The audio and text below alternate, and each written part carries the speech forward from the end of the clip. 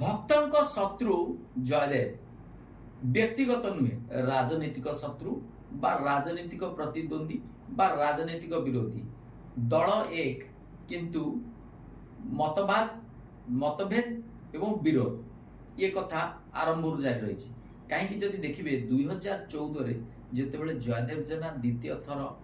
PC सभापति हेले ticket बांटिले व्यापक अनियमितता है टिकेट बिक्री है से थर सेतेबेले समय 2009 रे कार्यकारी सभापति थिबा भक्त दास 2014 पीसी सभापति टिकेट बांटी आथिला जयदेव जेना को घोर विरोध सत्वे भक्त दास ही पारिले नै तेणु जयदेव जेना आरंभरू भक्त दास को विरोधी एवं पुनर्बार जेतेबेले वर्तमान स्थिति रे भक्त दास पीसी सभापति हेले जयदेव जेना विरोध शांतिपूर्ण भाव में हो भितरिया उद्यम हो गणतांत्रिक उपाय हो कांग्रेस रही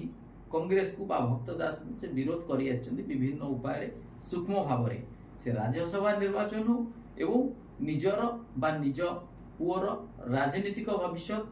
एवं अपर पक्षे तृतीय थर पीसी सभापति चौकीर लोभ बा लालसा ए दृष्टिकोण भक्त दास को से घोरतर भाव में विरोध कर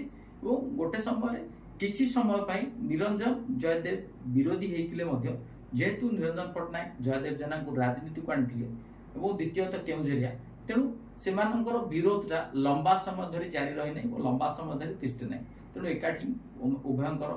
मधुर संपर्क हुए एवं मधुर वक्तव्य हुए और गोटे जो राजनीतिक स्वार्थ को लेकिन राजनीतिक लक्ष्य को भक्त को हटाइबा नहीं उभय एक हमें ये दृष्टिकोण